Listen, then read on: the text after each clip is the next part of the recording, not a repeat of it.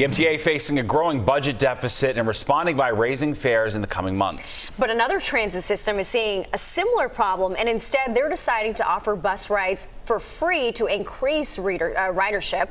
Richard Giacobbe takes a look at this new proposal in Washington, D.C. and whether that could work here in New York.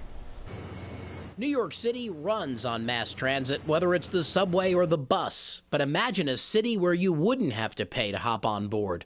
It's a proposal in the nation's capital.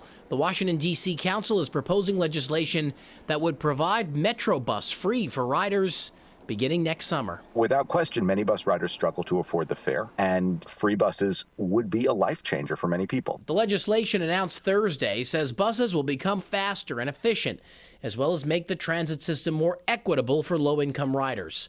Danny Perlstein from the New York City Riders Alliance says although free buses may work in a city like D.C., there is a reality in New York City when it comes to the financial burden the MTA has to grapple with. The MTA is in desperate need of new revenue from the state.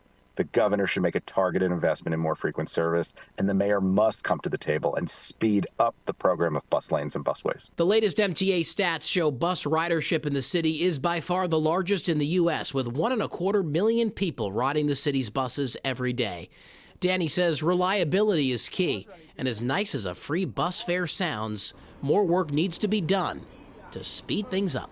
And as for bus riders in D.C., well, they're all for a free bus fare. I'm not against making it free because maybe at least free for D.C. residents, people who live here, maybe the tourists can pay for it. And in the times that we live in, we could get a free ride sometimes. That would be great. The D.C. Council will first vote on the legislation next Tuesday, with a final vote expected on December 20th. As for the MTA, they have declined to comment about whether this is something a big city like New York would consider.